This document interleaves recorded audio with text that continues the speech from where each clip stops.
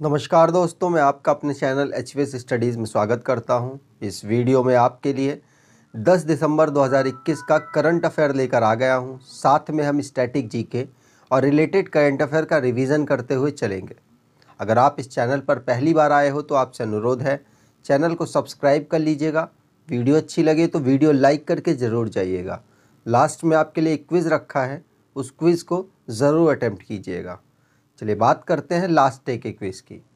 तो मैंने क्वेश्चन पूछा था, according to RBI which state becomes India's largest manufacture hub. तो आंसर था गुजरात। गुजरात के अगले वाली पोजीशन थी महाराष्ट्र की। आप सभी ने ये आंसर डिटेल में और सही दिया था। ठीक है, चलिए आगे बात करें। अगला क्वेश्चन है, एशिया पावर इंडेक्स 2021 जारी की गई है, जिसमें what is rank of India. तो आंसर हो जाएगा, इसमें भारत की रैंक है 4, चौथी पोजीशन पर है भारत। टॉप इसमें कर गया है, इसके बारे में भी बात करेंगे। लेकिन ये रिपोर्ट में रैंक तो भारत की नहीं बदली है, रैंक पहले भी 4 थी और अभी भी 4 है, लेकिन स्कोर डाउन हो गया है, 2 पॉइंट घट गया है स्कोर। इस बार का जो स्कोर रहा है भारत का, वो 37.7 रहा है 100 में से। मतलब भारत का जो पॉइंट है वो डिक्रीज किया है, रैंक सेम रही है। ठीक है, यहाँ पर बात की जाए इसको जारी कौन करता है, तो लोवी इंस्टीट्यूट के द्वारा इसको जारी किया जाता है। और लोवी इंस्टीट्यूट का हेडक्वार्टर है सिडनी, ऑस्ट्रेलिया में, और इसके चेयरमैन है फ्रैंक लोवी एसी। तो आपको याद रखना है, एशिया की जो रैंक जारी हुई उसमें भारत की रैंक है 4th। यहाँ पर और दूसरे देशों की रैंक देख ली जाए तो मैंने सीक्वेंस से ही लगा रखा है। पहले पोजीशन पर है यूनाइटेड स्टेट। मतलब आप सोच रहे हैं यूएस की रैंक एशिया में। मैं आपको बता दूं, यूनाइटेड स्टेट का प्रभाव एशिया में बहुत ज़्यादा है, जिसकी वजह से यूनाइटेड स्टेट की रैंक यहाँ पर पहली दी गई है। दूसरी है चाइना की, तीसरी है जापान की, और चौथी है भारत की, 5वीं है रशिया की। अब सोचिए, ऑस्ट्रेलिया अलग है, लेकिन ऑस्ट्रेलिया का प्रभाव भी एशिया में काफ़ी ज़्यादा है, जिसकी वजह से इसकी रैंक 6 रखी गई। साउथ कोरिया की 7th है, सिंगापुर की 8 है, 9th इंडोनेशिया और 10th थाईलैंड की है। ठीक है, चलिए आगे बात करें। अब रैंकिंग से रिलेटेड जो भी करंट अफेयर बना है उसको रिवाइज कर लेते हैं। जैसे पहली लाइन हमने पढ़ ली है, दूसरी है वर्ल्ड कोऑपरेटिव मॉनिटर रिपोर्ट 2021 में इफ्को की रैंक पहली रही है, ये बात आपको ध्यान रखनी है। नीति आयोग पॉवर्टी रिपोर्ट में बिहार रहा है सबसे पुअरेस्ट, मतलब सबसे गरीब, और सबसे ऊपर पोजीशन पर जैसे हमेशा रहता है केरला टॉप कर गया है और बिहार पुअरेस्ट रहा है। ठीक है, national family and health survey में इंडिया की वुमेन्स का नंबर मेन की जो नंबर्स हैं उनसे ज़्यादा दिखाया गया है। कितना दिखाया गया है, तो 1000 मेंस में वुमेन्स की संख्या थी 1020, तो 20 संख्या ज़्यादा हो गई है वुमेन की, according to national family health survey के द्वारा। शिमला की rank NITI Aayog inaugural SDG urban index में टॉप कर गया है। जो हमारी मिनिस्ट्री ऑफ होम अफेयर्स है उसके अकॉर्डिंग दिल्ली सदर बाजार का जो पुलिस स्टेशन है वो बेस्ट पुलिस स्टेशन का दर्जा प्राप्त हुआ है। आंध्र प्रदेश को IPF स्मार्ट पुलिसिंग इंडेक्स में टॉप पर रखा गया है। 2021 की trace global bribery risk ranking में भारत की रैंक रही 82। आगे बात करें, अगला क्वेश्चन है, और general Bipin Rawat passes away belong to which state. तो मैं आपको बता दूं, पहले नंबर के CDS थे जनरल विपिन रावत। इनकी हाल ही में मृत्यु हो गई। मृत्यु तो नहीं कहेंगे, इनको शहीदी कहेंगे, क्योंकि ये मिशन पर हमेशा रहते थे और हमेशा सेना के लिए समर्पित रहते थे और बहुत बड़े पद पर भी पहुँचे। ये थल सेना के पहले हेड रहे और उसके बाद रिटायरमेंट के बाद इन्होंने CDS का पद धारण किया, जो कि पहले CDS थे। मैं आपको बता दूं, ये आर्मी में बहुत लंबे समय तक इन्होंने सेवा दी है और देशभक्त अगर कहा जाए तो कोई बुरा नहीं होगा। और इनकी अभी हाल ही में क्रैश, मतलब इनका जो जिस विमान में बैठे हुए थे वो विमान क्रैश कर गया है और इनके साथ 14 लोगों की मृत्यु हो गई है। साथ में इनकी पत्नी भी थी। मैं आपको बता दूं ये उत्तराखंड से बिलोंग करते हैं और बच्चा आप शायद इनको जान जाएगा कि कहाँ से बिलोंग करते हैं, क्या क्या इनकी अचीवमेंट्स थी, क्योंकि बहुत मतलब क्रूशल समय चल रहा है भारत का। उस समय पर ये हमें छोड़कर चले गए हैं, तो हमारी तरफ से श्रद्धांजलि दी जाती है इनको और भगवान इनकी आत्मा को शांति दे, यही हम कामना करते हैं। तो पहले सीडीएस जो जनरल विपिन रावत जी थे, उनकी हेलीकॉप्टर क्रैश में जो कि तमिलनाडु जा रहे थे, वो तमिलनाडु में वॉलिंगटन एक जगह है जहां पर उनका एक समारोह होना था, वहां पर उसी के बीच में इनकी क्रैश के वजह से मृत्यु हो गई। इनके साथ साथ 14 पीपल्स और थे जो कि उनकी भी डेथ हो गई और इनकी वाइफ मधुलिका रावत वो भी थी, उनकी भी डेथ हो गई है। मैं आपको बता दूं ये किस विमान में बैठे थे, तो ये भी पूछा जा सकता है आपसे। आपको याद रखना है MI-17V5 विमान में बैठे थे, एग्जाम में पूछा जा सकता है। और इनके जो विमान थे उसके पायलट कौन थे, तो विंग कमांडर पृथ्वी सिंह चौहान। ये सारे पॉइंट्स इंपॉर्टेंट है, आपके एग्जाम के लिए पूछे जा सकते हैं। तो विमान था MI-17V5 और पृथ्वी सिंह चौहान इसको उड़ा रहे थे, मतलब पायलट के रूप में काम कर रहे थे। ठीक है, और आपको बता दूं उत्तराखंड पौड़ी गढ़वाल से ये बिलोंग करते थे और हिंदू, इनका जो मतलब राजपूत की कैटेगरी में आते हैं और हिंदू थे ये और बहुत बड़े पद पर पहुंचे सेना की, ये बात आपको ध्यान रखनी है। अब उत्तराखंड की बात हुई है तो उत्तराखंड को फॉर्म किया गया था 2000 में उत्तर प्रदेश से अलग करके। कैपिटल है देहरादून, गैरसैंण। देहरादून विंटर कैपिटल है, गैरसैंण समर कैपिटल है। जुडिशरी मतलब इनकी जो हाई कोर्ट है वो नैनीताल में लोकेटेड है। गवर्नर है गुरमीत सिंह, चीफ मिनिस्टर है पुष्कर सिंह धामी, चीफ जस्टिस है राघवेंद्र सिंह चौहान। यूनिकैमरल है लेजिस्लेचर जहां की असेंबली में 70 सीट, राज्यसभा में 3 सीट और लोकसभा में 5 सीट आती हैं। नेशनल पार्क की बात की जाए, Corbett national park, Gangotri national park, Govind national park, Nanda Devi national park, Rajaji national park, valley of flower national park यहाँ के नेशनल पार्क हैं। यहाँ पर मैप पर देखें तो उत्तराखंड 2 देशों के साथ अपनी बाउंड्री लगाता है, चाइना और नेपाल। इंटरनल भी 2 राज्यों के साथ ही इसकी बाउंड्री लगती है, उत्तर प्रदेश और हिमाचल प्रदेश। अगर आपको वीडियो का कंटेंट अच्छा लग रहा है तो आपसे रिक्वेस्ट है वीडियो को आप शेयर ज़रूर कर देंगे। और आपको बताना चाहता हूँ जनवरी से जून तक अगर आप करंट अफेयर कवर करना चाहते हैं तो आप डिस्क्रिप्शन बॉक्स में लिंक दे रखा है, वहाँ से इस ई बुक को परचेज कर सकते हैं और अपना जनवरी से जून तक का करंट अफेयर कवर कर सकते हैं। और बाकी तो हमने वीडियोस आगे की प्रोवाइड करा ही दी है। आगे बात करें, अगला क्वेश्चन है who received 57th Jnanpith award. तो आंसर हो जाएगा, अब मैंने 57th लिख दिया और 2 लोगों की फोटो लगी है तो आप लोग कंफ्यूज बिल्कुल नहीं होंगे। 57 जो ज्ञानपीठ अवार्ड है वो दिया गया है दामोदर मौजो को। दामोदर मौजो को यह अवार्ड दिया गया है और जो 56th अवार्ड था वो इनको दिया गया है, दोनों को एक साथ अनाउंस किया गया है, इसलिए आप हो सकता है इन फोटो से कंफ्यूज हो सकते हैं। तो नीलमानी पूकन जूनियर को 56th ज्ञानपीठ अवार्ड दिया गया और दामोदर मौजो को दिया गया 57। तो यहाँ का आंसर हो जाएगा बी ऑप्शन, ये बात आपको ध्यान रखनी है। यहाँ पर बात करें तो 56 मिला है नीलमानी फूकन जूनियर को जो कि असम से बिलोंग करते हैं और दामोदर मौजो 57 ज्ञानपीठ अवार्ड पाने वाले पर्सन हैं। ठीक है, यहाँ पर बात की जाए ज्ञानपीठ अवार्ड की तो अभी हाल ही में यूपीएसआई का एग्जाम हुआ, वहां पर इसका फाउंडेशन ईयर मतलब पहला अवार्ड कब दिया गया ये पूछ लिया गया। तो आपको ध्यान रखना है 1965 में पहला अवार्ड दिया गया और टोटल 62 लोगों को दिया जा चुका है। तो अब यहाँ पर रिवाइज कर लेते हैं जो भी अवार्ड्स रहे हैं। पहला रिवाइज कर लिया। अगला है मैथमेटिशियन निखिल श्रीवास्तव, भारत से बिलोंग करते हैं, जिनको इनॉग्रल AMS चिप्रियन फोयस अवार्ड से सम्मानित किया गया। मैथमेटिशियन फील्ड में एक अवार्ड होता है जो कि US के द्वारा दिया जाता है और भारत से बिलोंग करते हैं इसलिए इंपॉर्टेंट है। निज़ामुद्दीन बस्ती को यूनेस्को के द्वारा हेरिटेज अवार्ड से सम्मानित किया गया, वो भी 2 अवार्ड इनको दिए गए। रतन टाटा को असम का हाईएस्ट सिविलियन अवार्ड से सम्मानित किया गया। अंजू बॉबी जॉर्ज, जिनको वुमेन कैटेगरी में वर्ल्ड एथलीट के द्वारा women of the year award से सम्मानित किया गया।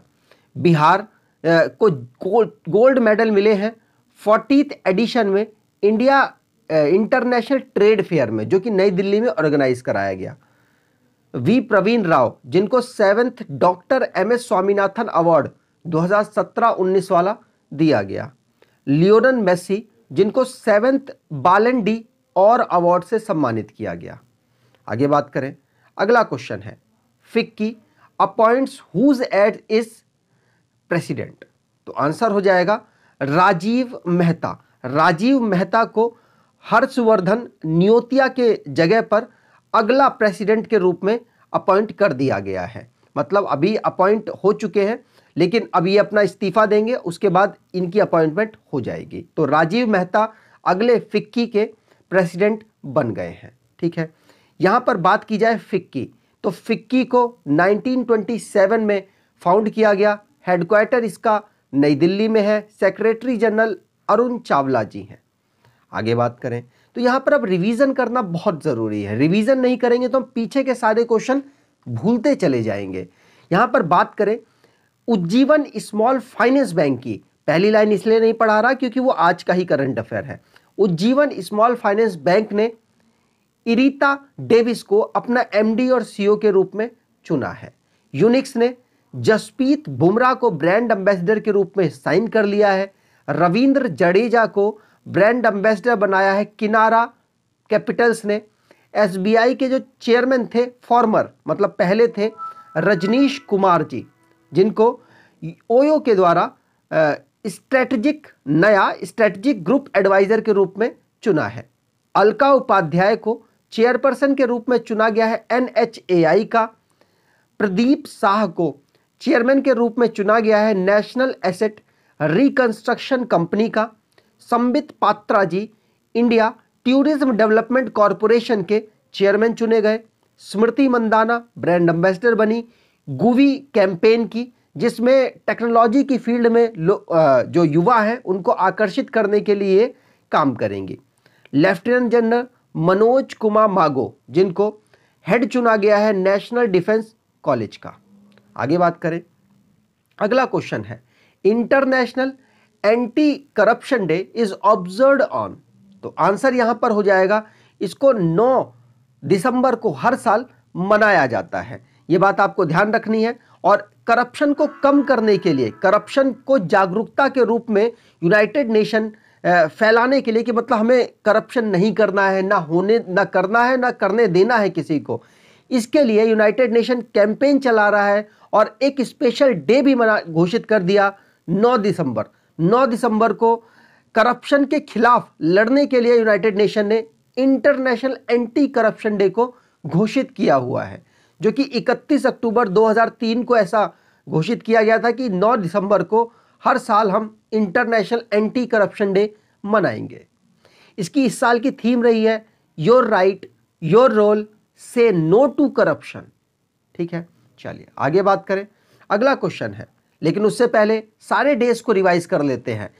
1 दिसंबर को BSF ने 57th रेजिंग डे को सेलिब्रेट किया। 1 ही दिसंबर को वर्ल्ड एड्स डे सेलिब्रेट किया गया।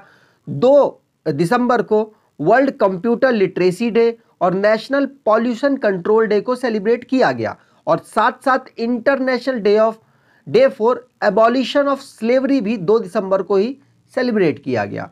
3 दिसंबर की बात की जाए तो वर्ल्ड डे ऑफ हैंडीकैप्ड को सेलिब्रेट किया गया। इंडियन नेवी डे 4 दिसंबर को सेलिब्रेट किया गया। वर्ल्ड सॉइल डे 5 दिसंबर को।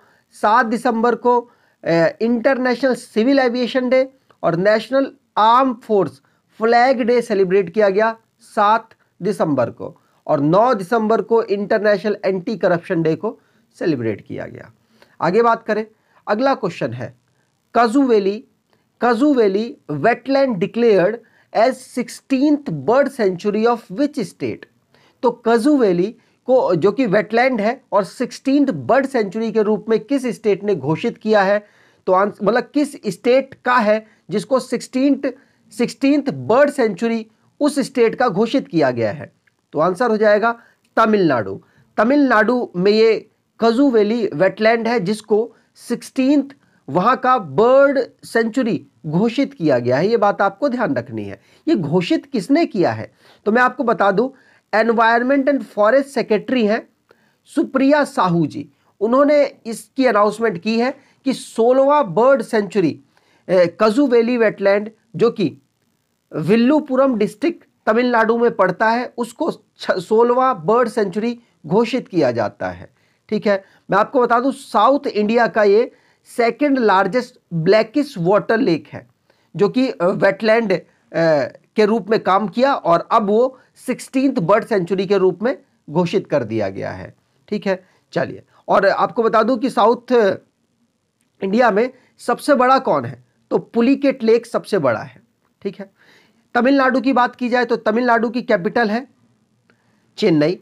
तमिलनाडु की चीफ मिनिस्टर है MK स्टालिन, गवर्नर है RN रवि और डांस है इनका भारतनाट्यम। आगे बात करें तो जो भी राज्यों में कुछ भी इंपॉर्टेंट हुआ है उसको रिवाइज कर लेते हैं। पहला पढ़ लिया। दूसरा है RBI के द्वारा गुजरात को इंडिया का लार्जेस्ट मैन्युफैक्चर हब चुना गया। झारखंड के जो CM है उन्होंने हमार अपना बजट पोर्टल को लॉन्च किया। हिमाचल प्रदेश की पुलिस को प्रेसिडेंशियल कलर अवार्ड से सम्मानित किया गया। संजय दत्त को ब्रांड एम्बेसडर चुना गया। 50वीं सालगिरह मनाने के लिए अरुणाचल प्रदेश ने, नागालैंड ने 59th स्टेटहुड डे को सेलिब्रेट किया। केरला ने अपने टूरिज्म को बढ़ाने के लिए स्ट्रीट प्रोजेक्ट को स्टार्ट किया। वाराणसी पहला पब्लिक के लिए इंडियन सिटी बन गया जिसने रोपवे सर्विस को स्टार्ट किया है। नागालैंड पुलिस ने call your cop mobile app को लॉन्च किया है। आगे बात करें, अगला क्वेश्चन है, Indian shuttler PV Sindhu won which medal at BWF मतलब badminton world federation world tour final 2021?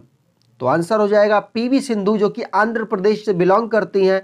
इनको सिल्वर मेडल यहां पर मिला है। पिछली बार भी ये मेडल जीती और इस बार भी ये मेडल जीती। तो ये 2 टाइम ये पहली शटलर बन गई है इंडिया की जिसने 2 टाइम यहां पर बैडमिंटन वर्ल्ड फेडरेशन में कोई भी मेडल जीता और साथ साथ ओलंपिक में भी ये 2 बार मेडल जीतने वाली पर्सन बन चुकी हैं जिनका नाम है PV सिंधु। इनका फुल फॉर्म अगर हो सकता है एग्जाम में पूछ लिया जाए तो पुसरला V सिंधु इनका नाम है पूरा। आंध्र प्रदेश से बिलोंग करती हैं। 7वें नंबर है वर्ल्ड में, इनकी रैंकिंग 7th है और silver medal 2021 badminton world federation में जीता है। ये बात आपको ध्यान रखनी है। और 2018 मैंने आपको बताया ही कि पिछला जो बैडमिंटन वर्ल्ड फेडरेशन का वर्ल्ड टूर हुआ था उसमें भी ये जीती थी। तो बाली इंडोनेशिया में 2021 का जो ये टूर्नामेंट है इसको ऑर्गेनाइज कराया गया। अगला क्वेश्चन है, who presented president's standard to Indian navy squadron? तो आप समझ सकते हैं प्रेसिडेंट्स स्टैंडर्ड है तो ये प्रेसिडेंट साहब ने इसको प्रेजेंट किया होगा, जो कि हमारे 14वें नंबर के प्रेसिडेंट हैं। इन्होंने इसको प्रेजेंट किया है और इसको प्रेजेंट कहाँ पर किया गया है? तो मुंबई महाराष्ट्र में प्रेजेंट किया गया है। और अभी CDS जो विपिन रावत जी हैं उनकी डेथ के बाद मतलब वो शहीद हो गए, उसके बाद उन्होंने अपने सारे जो प्रोग्राम थे उनको स्थगित कर दिया और दिल्ली आ गए हैं। आगे बात करें, अगला क्वेश्चन है, which company launches tokenization service that support RuPay card? तो आंसर हो जाएगा पेफी ने, जो कि पहली कंपनी बन गई जिसने रुपे कार्ड में अपने टोकनाइजेशन सर्विस को सपोर्ट करने वाली कंपनी बनी है। और इसको सपोर्ट करेगा NPCI।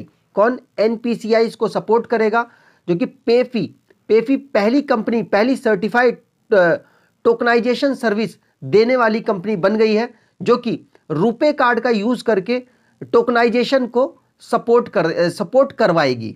ठीक है, तो ये पहली कंपनी है, याद रखिएगा। मतलब टोकनाइजेशन का मतलब मैं आपको बता दूं, जैसे जिस चीज के लिए आप पैसा दे रहे हैं उसी चीज में आप उस पैसे को लगा सकते हैं, उस पैसे को यूज कर सकते हैं। ये है टोकनाइजेशन और रुपे कार्ड में सर्विस पेफी दे रहा है, तो ये बात भी आपको ध्यान रखनी है। और पहली कंपनी ये बनी है, NPCI इसमें सपोर्ट करेगा।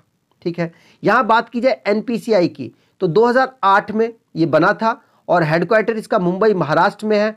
एमडी और सीईओ इसके दिलीप असबे हैं। और आज के क्विज की बात करें तो which country defeated Croatia to win Davis Cup tennis tournament 2021। तो आपको आंसर डिटेल में कमेंट बॉक्स में देना है। वीडियो अच्छी लगी हो तो आपसे अनुरोध है वीडियो को लाइक कर दीजिएगा और एटलीस्ट अपने कुछ दोस्तों तक आप शेयर करेंगे, ऐसी आपसे उम्मीद करता हूं। वीडियो अच्छी लगी है और अगर आपको चाहिए इसकी रेगुलर नोटिफिकेशन तो चैनल को सब्सक्राइब जरूर कर दीजिएगा। धन्यवाद।